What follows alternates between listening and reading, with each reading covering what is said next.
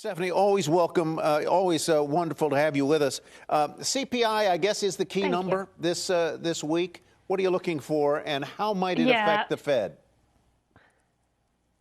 Yeah, well, we know it's going to be hot. That's for sure. Anything north of 5% is kind of what the whisper numbers are. It's not going to nearly be as hot as 7% from last month, but it's still high. And it's very much consistent with the ISM prices paid indices that we're seeing that are much higher, the wage number we saw last week, and the non-farm payroll number. So it's going to be a doozy, and it's going to be mainly keep the Fed on their path towards tightening. Whether that's 25 or 50, that's the biggest debate right now between investors. 50 in March, you're saying, possibly. But do you think that's a probability or a rare likelihood? Well, they've never done it before on the first hike. They've never done a 50. So 25 is more likely. And the first quarter is going to be slow in GDP because of Omicron. So we know that. Maybe that gives them cover, at least for one tightening cycle, 1 month. But, you know, who's to say they don't do 50 in the next month? Yeah, that's interesting. In other words, a slow first quarter would give them a little cover to take a sort of baby step, not a big leap to raise interest rates. Okay, so what do I do with my money here? Where should I put money as this climate plays out?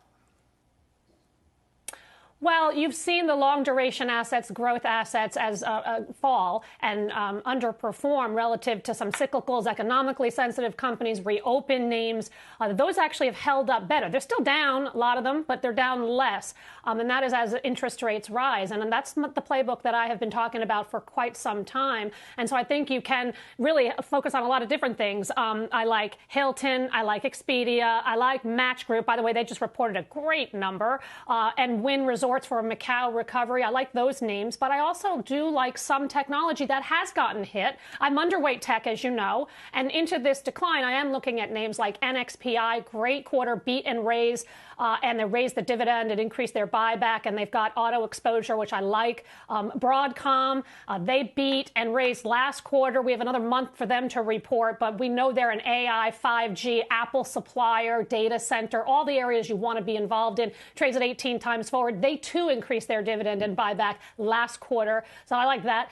And I am picking at Facebook. It's been hard, right? I mean, it's been a really tough week for them, but I do think they have pivoted before in terms of strategic changes. It's going to take about 6 to 9 months for them to monetize Reels, in my opinion, maybe longer, but at 16 times forward estimates with a bundle of cash and they're buying back their stock, I'm willing to be patient. Yeah, you are sticking with it, Steph. So let's turn to Dupont, which reports earnings this week. And while there are other high-profile names, and this might not be the first one people think of, why do you think it's going to be an important one to follow?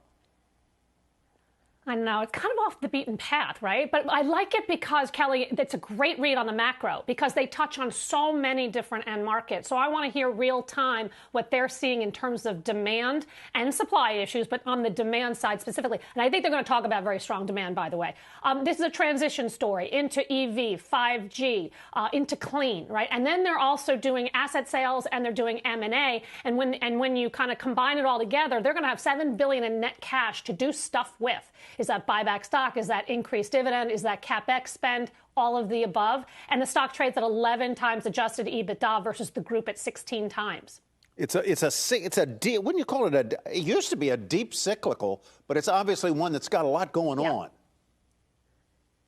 Yes. Well, and spot on. I mean, they just bought for $5 billion Rogers Corp, which is an electronic company. They're going to sell a $12 billion divestiture in mobility and materials. And so they're going to get less cyclical. That's the whole point. Why I think it's sort of interesting. No one's really talking about it.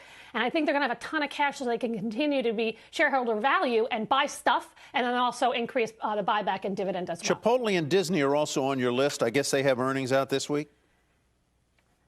They do. So Chipotle's down 16% year to date. And I think a lot of that is it's getting caught up with the fact that it trades at 59 times earnings. So those high multiple stocks are coming down. And we know it's going to be all about macro labor. It's going to be, wages and supplies and inflation. We know it's not going to be a demand problem because McDonald's just reported earnings with a 12.3% global comp, right? And a 10.2 comp on a 2-year stack basis. So we know demand is going to be good for Chipotle.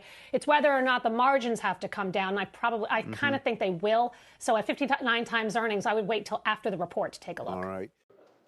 Shepard Smith here. Thanks for watching CNBC on YouTube.